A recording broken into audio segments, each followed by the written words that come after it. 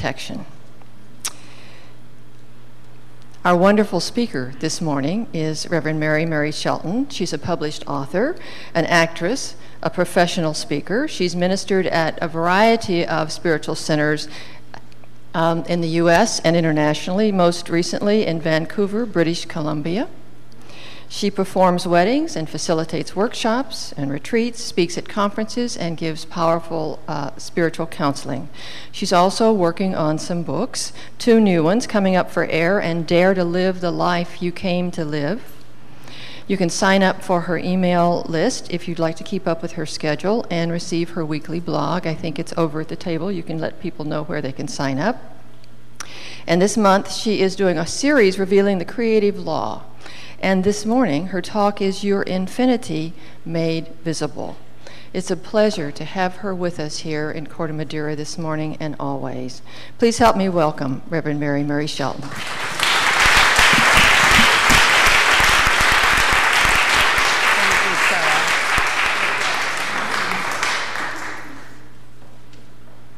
Hello, everyone. Good morning. Good morning. I bring greetings from Reverend Carol, who spent yesterday at Stonehenge.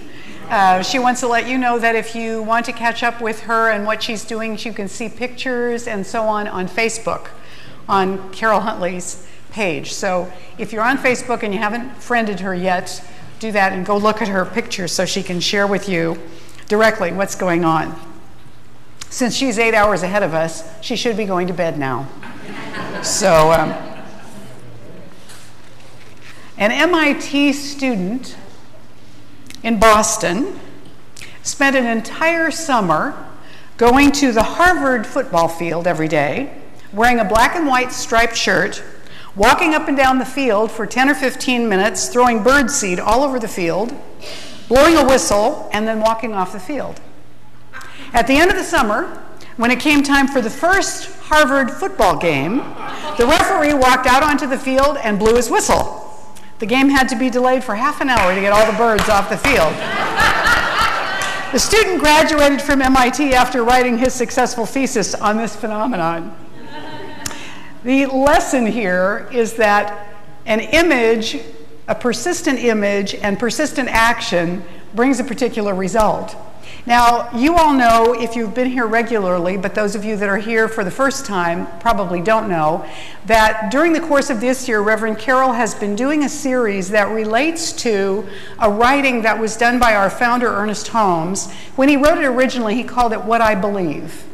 And it was such a succinct statement of the beliefs of the science of mind, which is our philosophy, that we now call it our Declaration of Principles, or what we believe. So it's been divided up into 12 sections so that each month we could focus on a particular section and get clearer about what it is that we believe. So we're in the 8th month, and the section that we're focused on this month is, we believe that the universal spirit, which is God, operates through a universal mind, which is the law of God, and that we are surrounded by this creative mind, which receives the direct impress of our thought and acts upon it. And for shorthand, we call this simply law. So you can see in the image of law that what is happening here is that from the central figure, something is moving outward into creation. And this is the activity that's taking place all the time. So my talk this morning is, you are infinity made visible. You are infinity made visible. Now, what do I mean by that? When I'm talking about this presence, this creative law that we're focused on this month, the word being law, we're not talking about legalism. We're talking about a natural law like gravity, the law of creation. Thomas Troward, who influenced our founder Ernest Holmes with his writings, said once that spirit plus 0 equals spirit.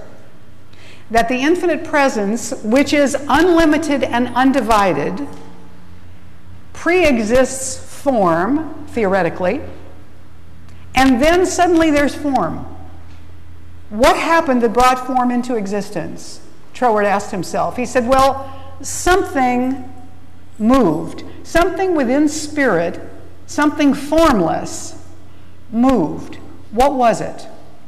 The only thing that he could think of that moves, that is formless, is thought. So Troward's belief was that everything that manifests in form is the thought of God manifesting in form. Ernest Holmes believed that it was impossible for spirit not to be expressed, and so it had to come into form to be expressed in its existence. That this expression goes on constantly and continuously, ever newly and ever abundantly, and constantly changing. In other words, that whole vast, unlimited beingness of spirit, which is manifested in form and exists infinitely more outside of form, is constantly and continuously being expressed. So what I said is that all of us together, we are in the midst of this creative process, that creativity is our essence too, that in fact, we cannot avoid or escape being creative. Creative law operates, Ernest Holmes, our founder, used to say, there is a law for good in the universe greater than you are, and you can use it. Now, I'm going to let you in on a secret. You can't not use it. The question is, how are we going to use it? Most of us use it most of the time relatively unconsciously. And there's nothing wrong with that, except when we find ourselves bound up in lives that are unhappy or unhealthy or poor and impoverished, and we seem to repeat those patterns and think that we're stuck in them. Can anybody relate to that even vaguely? Okay. So what we want to be able to recognize is that just as that universal spirit, which we have here, is infinitely expressing itself and always has, we have that same capacity in us, and that the whole is not broken up into parts. It's not a little bit of the presence or consciousness of God is over here with Jean, and another part of it is with Carol in England, and another part of it is in Africa where they're battling Ebola, and another part of it is in the Middle East, and another part of it is in Ukraine, but that the whole of the divine presence is everywhere simultaneously. That is what unlimited infinite means. So that means in this room, the entire presence of God is. In your seat, the entire presence of God is. And it is not only where you are, it is everywhere else as well. I think it's often Thomas Aquinas who's credited with saying that God is the presence whose center is everywhere and whose circumference is nowhere. So the wholeness of it is where we are all the time, which means that the infinite possibilities of that presence are also with us where we are all the time. And also that we are naturally creative and constantly creative. Our tendency in the West, at least, is to believe that creative people are artists, and artists are people who make things that look like stuff. Artists are people who make carvings that look like angels and they're recognizable. Artists are people who can paint pictures and they look exactly like the thing. We have more trouble with abstract art. We're not all convinced that those are artists. And we're often convinced that we are not artists. And this is a lie. We are, every one of us, creative artists because we cannot avoid being that, because of what we're made from, because of what our identity is. So creativity is our natural state. It's unavoidable, it's irresistible. Here's how it works. We are given this tremendous divine gift of our consciousness, of our awareness. We are self-aware. Now, there may be other beings on the planet that are also self-aware. I suspect that there are. But we're self-aware at a particular level where we have the ability, by where we place our attention, to emphatically draw more of something into our experience. It is not necessarily that we're creating more of it. What we're doing is we are attuning our own consciousness to let more of it be accessible by us, by putting our attention on it. So, for example, when my son was 13 and we moved to Huntington Beach, I may have told you this story before, but it's a good example, so I'll tell it again. He announced to me that he wanted to play a game that he called Slug Bug, which meant when we were in the car, whichever one of us saw a Volkswagen Beetle could slug the other one. I mean, he was a 13-year-old boy, so this seemed like a good game to him. And what I told him was, you know, honey, I don't think there are very many Volkswagen Beetles in Huntington Beach. I've seen a lot of other kinds of cars, not many of those. We were going to play this game for a month. Within 2 weeks, I had to say, I have to stop. I'm dangerous driving because I'm not only looking for them, I'm seeing them, and I'm in a contest to see which one of us can bop the other one first. There were so many of them, it was impossible to drive safely. Once we stopped playing the game, I could not have consciously said that I knew there were Volkswagens in Huntington Beach, except that I remembered I had seen them. They were allowed into my conscious awareness for a brief period of time because I was focused on them. When they were no longer important to me, they were filtered out again. Are you with me here? We do this all the time, unconsciously. What we bring our attention to again and again, we are continuously giving a filtering system in our brain the direction to let this in and don't let that in because it's not important, or because I don't believe it, because I can't accept it. So what I let in is what resonates with the patterns of my life that I've been living and telling myself, and what I filter out is other possibilities, which may be the direction that I want to go in, but I can't go there because I'm filtering those possibilities out. Not intentionally, but just by my own belief system. Does this make sense? Now, my belief system doesn't seem like beliefs to me. It seems like facts. It seems like reality. So why would I question it? Why would I assume I'm going to look for something that contradicts it when I've already proven to myself over and over again, and I've collected all the evidence, that it's reality? Why would I do that? I might do it with the recognition that I cannot possibly perceive all of reality. So there is always the possibility that it exists and I have not yet noticed it. And that is the great hope for all of us. Because that says to us that just because we haven't experienced it up until now does not mean that we can't. That just because we have lots of evidence to the contrary doesn't mean that something else that appears to contradict that might be equally real and true for somebody else, or also possibly for me. Are you with me here so far? Now, this is exciting stuff. And when we have been in metaphysics for a long time, we kind of know, yeah, that's true. But we forget to actually apply it, which is why life keeps looking the same way, you know? They say that insanity is doing the same thing over and over again and expecting different results, but that's kind of what we do. And then when we get the same results that we've been getting, what do? Do we say to ourselves, see, I knew it. I told you. Of course. What else would happen to me? Of course this would happen to me, right? This is what always happens to me. It's not fair, but there it is.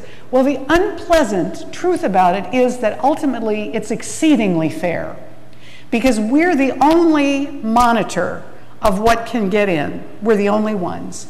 Spirit does not do it for us, and Spirit will never say to us, you know, it would be better for you if you chose to believe you have more opportunities than you've seen yet.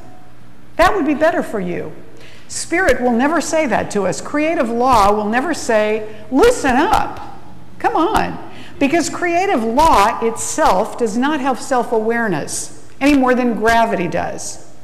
You know, when gravity holds you down, it's not choosing that day whether you deserve it or not. It is not holding you down because you're more intelligent or you have more money or education than someone else. It's not holding you down because you tithe. It's holding you down because that's what it does. That's what it knows how to do. Now, I know my description of it is not exactly scientifically accurate, but you know what I mean, right? Otherwise, there are a number of people on the planet we would occasionally see floating away. That is not happening. Creative law works exactly like that. It has no opinion about you. It has no favorites. It doesn't work better for somebody else than it does for you. It works exactly the same. So if they're healthier, or they have more money, or their relationships are better, or they seem to have lots more opportunities, it's not because they're better people or because God loves them better. It may be because in that particular area of life, it's easier for them to let their good in right now than it is for you in that same area of life. Are you with me here so far? So when we look at creativity, then, we know that artists, obviously, they're the ones that have it. But this is what Thomas Troward says about the creativeness of spirit, what he wants to remind us of. And he's talking about creative law here. He says, this perpetual creativeness of spirit is what we must never lose sight of. The idea of spirit's self-contemplation is the only possible route of the creative process. And since self-contemplation or recognition of its own existence must go on continually, the corresponding creativeness must always be at work. If this fundamental idea be clearly grasped, we shall see that incessant and progressive creativeness is the very essence and being of spirit. Well, that's what we are. So, incessant, progressive creativity is also what's going on, or what's possible for us. Why do we go on creating the same stuff all the time? We don't need to. We're just used to it. And it's kind of like a shortcut or shorthand. We know how, so we just keep doing it. It doesn't require any effort on our part to repeat what we already know. The problem is that sometimes it isn't working very well. We're not liking it. We're not very happy. That's the time when it's time to put attention and effort and repetition to work somewhere else.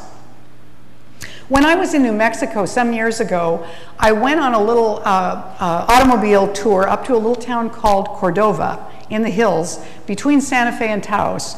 And in Cordova, there are a number of families that are traditional wood carvers, been passed down from one generation to the next. There's a woman there who carves St. Francis of Assisi statues out of wood, among other things. Her name is Sabina Lopez de Ortiz. And she said, I am not the artist. Nature shapes my work, and God gives me a vision to see what nature has done. And then is my job to bring it out so that man can see it. And it's not really me, it's him. Well, it is him, it is the divine, as her, through her, using her eyes, her mind, her hands, to express itself as her, through her, into that which she creates. And that's what's happening with us all the time. Spirit, as us, allows us to set the tone, the vision, the form, and the limit to what we create. And we're doing it all the time. Ernest Holmes says this: latent divinity within us stirs our imagination, and because of its insistent demand, impels and compels our growth. It is back of every invention. It proclaims itself through every creative endeavor. It has produced sages, saints, and saviors, and will, when permitted, create a new world in which war, poverty, sickness, and famine will have disappeared. What we're here for is not to keep repeating what we've already done, but to ask ourselves now, what's possible? Where am I discontented in my life? What's possible? Where would I want to move forward or manifest something different? What you're seeing right now is a picture of the Guggenheim Museum in New York City by Frank Lloyd Wright. Where it sits, it is completely different in its appearance from the buildings that are around it, and yet somehow it does not feel in disharmony with them. Something comes through him, something new. And that is what is manifesting here. Ernest Holmes said, when anyone conceives a new idea or thinks up a new plan for procedure, which is in accord with the divine nature, then God is going forth anew into creation through that individual. And that person may and should expect that all the power and all the presence there is will creatively flow through his individual world, because he has complied with the fundamental law of harmony governing all life. We have, in every moment, this magnificent, immense opportunity to create anew, to create something different. Now, I'll give you a simple homework assignment. When you leave here today, make a commitment to yourself that for the next 24 hours, this comes from the book E Squared, this little experiment, that for the next 24 hours, you will count how many green cars you see. That's all. Just count how many green cars you see in the next 24 hours. I would bet that you're not generally focused on green cars. So let's see how many of them show up in the next 24 hours, just to show you that you can change your filtering system to let something more in. Do you want more opportunity in your life? Do you want better health? Do you want a love relationship? Do you want a new job or a new home?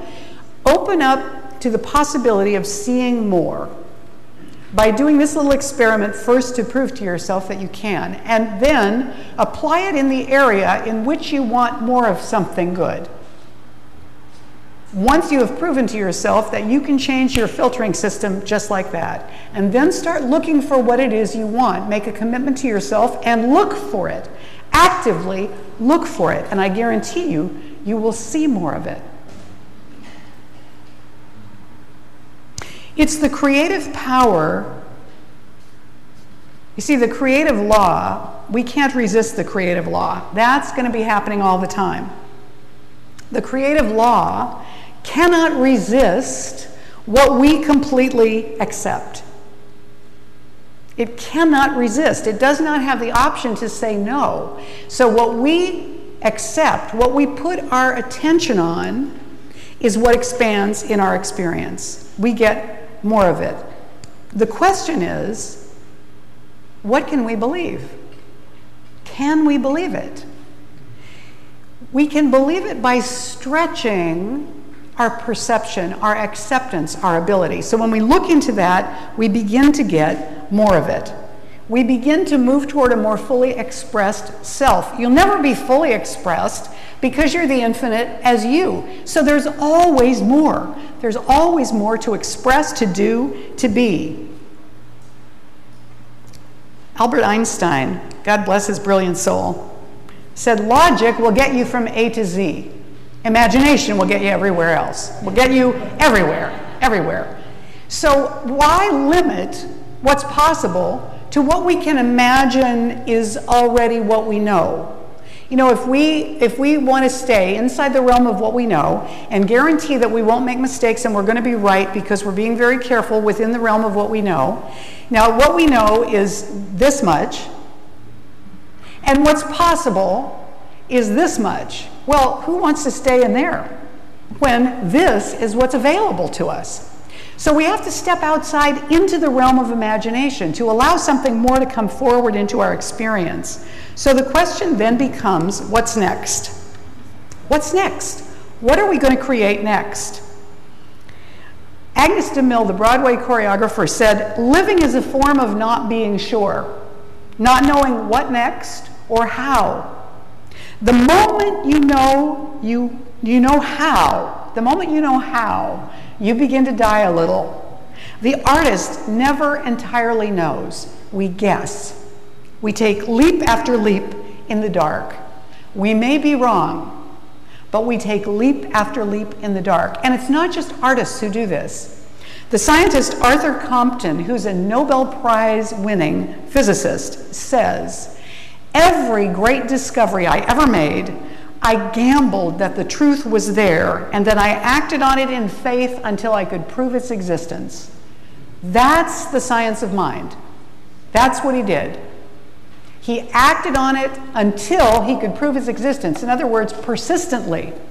This is what we're called to do, to apply what we know in the science of mind and to live it going forward. So I want to share a little story with you. Because what we want to do is get a vision for what's possible by making an agreement to tune our awareness to that rather than what's here and now that we don't want. Tune our awareness to what we want and look for it. Expect it and look for it. Keep a tally so that you can't talk yourself out of it. I'm a great one for talking myself out of what I know. How annoying is that? What we want to do instead is to reassure ourselves, to convince ourselves, to not talk ourselves out of it, to not go, oh, well, it's just a coincidence, but to actually track it. So we have evidence in front of us that what we're opening up to is increasing in our awareness, in our experience, that we're changing our own internal filtering system. Then when we see the vision, we feel our way into it. That's what Arthur Compton and Agnes DeMille are talking about. We feel our way into it. What is the next action to take? What is the next one? We don't have to know all of them. We have a vision for where we want to go. What is the next action to take? Have I taken it? Take the next action. So here's a little story about a scientist learning the power of thought and attention. And this was quoted in Psycho-Cybernetics by Maxwell Maltz, which came out, I think, in the 1960s. Dr. Elwood Worcester, in his book, Body, Mind, and Spirit, relates the testimony of a world-famous scientist. This is what the scientist said. Up to my 50th year, I was an unhappy, ineffective man. None of the works on which my reputation now rests were published. I lived in a constant sense of gloom and failure. Perhaps my most painful symptom was a blinding headache, which recurred usually 2 days of the week during which I could do nothing. I had read some of the literature of New Thought, which at the time appeared to be bunkum, and some statement of William James on the directing of attention to what is good and useful and ignoring the rest. One saying of his stuck in my mind: we might have to give up our philosophy of evil, but what is that in comparison with gaining a life of goodness? Or words to that effect. Hitherto, these doctrines had seemed to me only mystical theories, but realizing that my soul was sick and growing worse, and that my life was intolerable, I determined to put them to the proof. I decided to limit the period of my conscious effort to 1 month, as I thought this time long enough to prove its value or its worthlessness to me. And during this month, I resolved to impose certain restrictions on my thoughts. If I thought of the past, I would try to let my mind dwell only on its happy, pleasing incidents, the bright days of my childhood, the inspiration of my teachers, and the slow revelation of my life work. In thinking of the present, I would deliberately turn my attention to its desirable elements, my home, the opportunities my solitude gave me to work, and so on. And I resolved to make the utmost use of these opportunities and to ignore the fact that they seemed to lead to nothing. In thinking of the future, I determined to regard every worthy and possible ambition as within my grasp. So, set aside just for a second, have you got it so far? He decided he would test this idea about the power of his attention for 1 month by focusing on the past positive things that had happened to him, the present possibilities and opportunities as available to him, and the future as unfolding worthy ambitions and coming into his grasp. Okay? Now, going on, he says, ridiculous as this seemed at the time, in view of what has come to me since, I see that the only defect of my plan was that it aimed too low and did not include enough. He then tells how his headaches ceased within 1 week and how he felt happier and better than ever before in his life. But he adds, the outward changes of my life, resulting from my change of thought, have surprised me more than the inward changes, yet they spring from the latter. There were certain eminent men, for example, whose recognition I deeply craved. The foremost of those wrote me out of a clear sky and invited me to become his assistant. My works have all been published, and a foundation has been created to publish all that I may write in the future. The men with whom I have worked have been helpful and cooperative toward me, chiefly on account of my changed disposition. Formerly, they would not have endured me. As I look back over all these changes, it seems to me that in some blind way, I stumbled on a path of life and set these forces to working for me, which before were against me. The forces he's talking about have not changed at all. They were never against him. They are not now for him. What changed was his filter, and what changed it was his choice. This is always available to us at all times, no matter what state our life is in at the present moment. It's always available. So when we talk about that creative law, when we say we believe that the universal spirit, which is God, operates through a universal mind, which is the law of God, we're talking about this. That is how creation comes into being. The universal spirit contemplates itself, and lawfully form comes into being as its expression, and form, particularly now we're talking about us, does the same thing itself. We are surrounded by this creative mind. It flows around us and through us at all times. It receives the direct impress of our thought, which is shorthand for our belief system. It receives the direct impress of our thought and acts upon it constantly and continuously. It never fails to do so.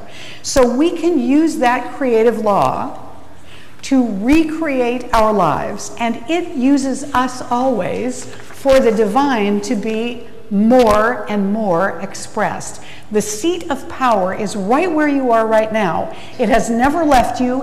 It has never been more powerful than it is at this moment. The choice is up to you. Namaste.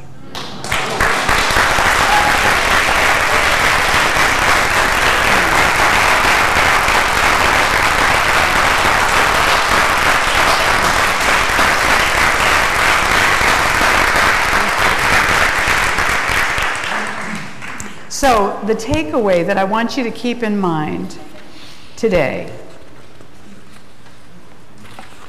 is this: the fullness of God's creative power is right here within me. The fullness of God's creative power is right here within me. Keep that in your mind and heart. Now let's do a little inner work with that right now. You ready? Move right into your heart space and take a deep breath. Right here we are, here where we are, right in this moment, right now. We are infused with the divine presence and power. And so we are going to know for ourselves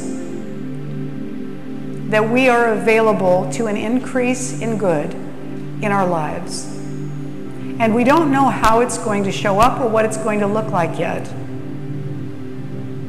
So we might say, in the area of my health, or in the area of my relationships, or in the area of my finances or work, or in the area of my spiritual growth, any one of those, I am open now to greater opportunity for good, which I recognize and receive with great gratitude. I am looking for it with expectancy, with willingness, and with welcome. And so it is. And now we have Sechko and Mies.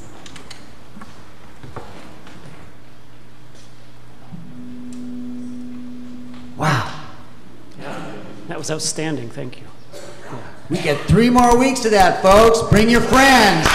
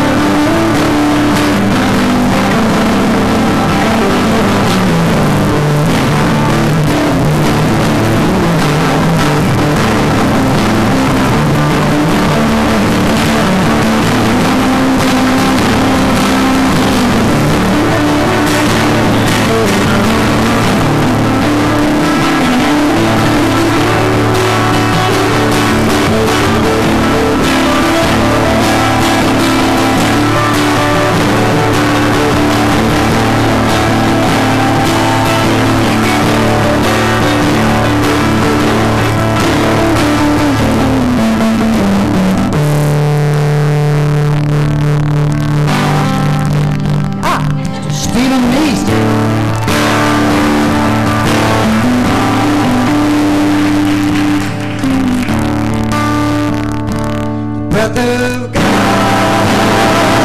is breathing through me. Feel it breathe through my whole being. The breath of God is breathing through me. And I feel purify my soul.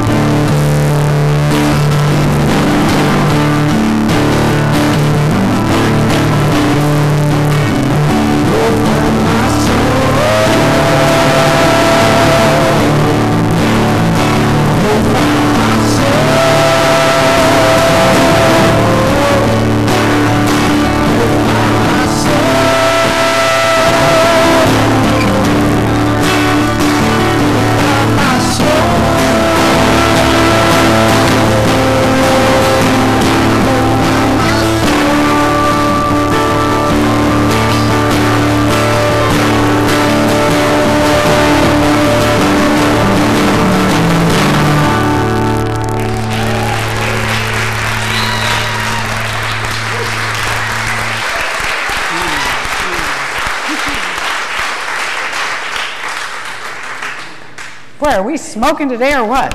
Wow. I would like to invite the ushers to come forward.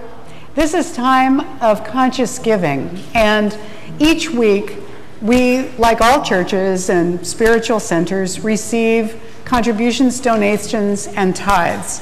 What you may not know is that this is not, our movement is not one in which the larger office in Denver subsidizes the centers. They are each completely contained and supported by their own communities and congregations. So we are very grateful for the tithes and offerings that are given here in every amount and in enormous amounts. We welcome those too. So what we want to do is make sure that all the tithes and offerings are blessed as they are given and as they are received. In fact, I would suggest that you never send any money out in your life anywhere for any reason without blessing it first, because giving attention to something multiplies it. So we want to give attention and love to the funds that we're giving to increase funds in our experience, to increase funds personally, and to increase funds here for the center also. So I'm going to invite you to take your gift in your hands and to hold it next to your heart. Or if you're giving it with a loved one, to hold it in your hands together as we say the giving offering, the giving affirmation together, which is this. This gift, is it up here? Yes, this gift I give is God in action. I now send it forth to bless and to prosper. I know that everywhere it goes, it is creating a world living in love, one heart and one thought at a time, and so it is.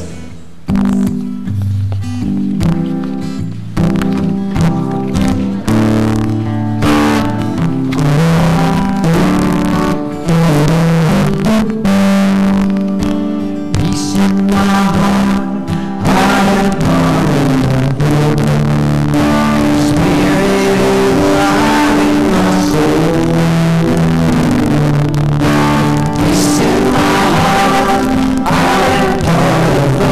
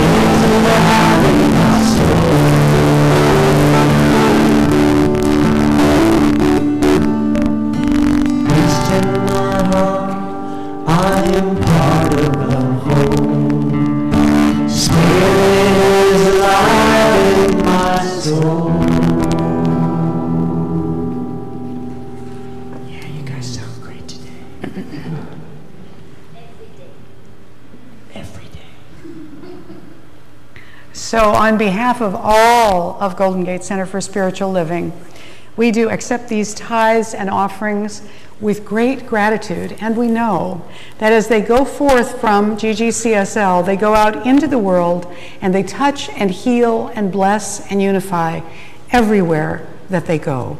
And so it is.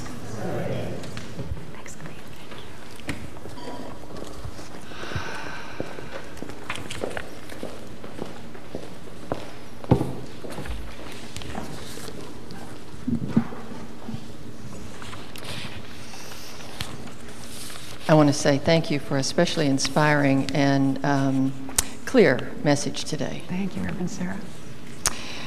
So we have many wonderful things coming up in this community. We have classes starting this fall. Reverend Carol will be teaching 2 classes. One is the Foundations class. If you want to know more, this is the beginning class. If you want to know more about this philosophy and how to use it, that's the class to start with. September 16th. That's an evening class. She's also teaching Prosperity Plus 2. That's a second edition of Prosperity Plus if you've taken the first one, or if you haven't taken the first one, you can take the second one. It's called Harnessing Your Invisible Power, and that's starting September 18th. Janet Carroll Ryan is doing visioning. It's providing a deep grounding in the spiritual practice of visioning, and that is starting, when is that starting? Carol. September 20th, okay. You know, you're looking up there. That's so fascinating. And Quick Start, Gail Durkin, is on the 14th of September. And that's a wonderful introduction to the principles of science of mind. If you've done that, you might even want to do it again as a review. If you didn't get a chance to get Bodhi's Pieces Now CD, they are in the Bodhi Boutique over by the coffee. The Extra Edge, which is my monthly coffee and conversation group that meets this Thursday morning at Il Fornaio from 8 to 9:30. Oh. And the key, the talk this month, or the conversation, is about the 3 sure key ways to find happiness. And if you can't make it on Thursday, I do one on Wednesday in the city as well. Reverend Mary, would you like to say something about your workshop?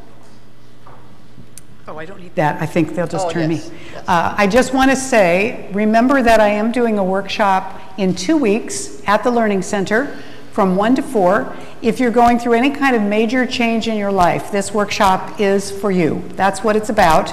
It's about crossing over that threshold from where you are now into the new life that's coming when you're on the other side of this transition. And I also said, I told Sarah and then I forgot, if you want to sign up to be on my email list, I'll take a little corner of a table somewhere over here. You can find me after the service for that. If you have any questions about the workshop, come and find me also. And I think you can sign up at the education table for the workshop. Thank you. How many Virgos are there out there? There's a party coming up.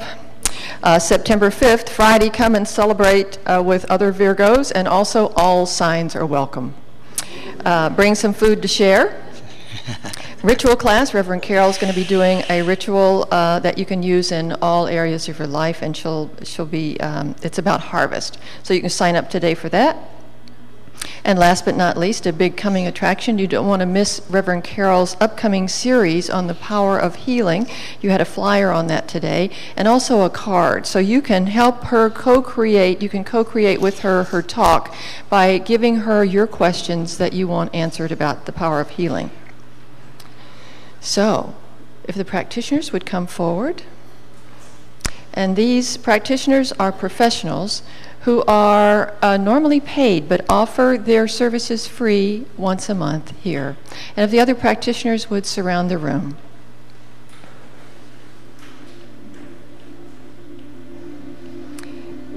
And if you'll join me in the affirmation, the creative power and wisdom of... You want to join me in it? The creative power and wisdom of the divine presence are always available to me. I use them with awareness to create a life I choose to live. Let's be. All right. We're going to stand for our closing song now.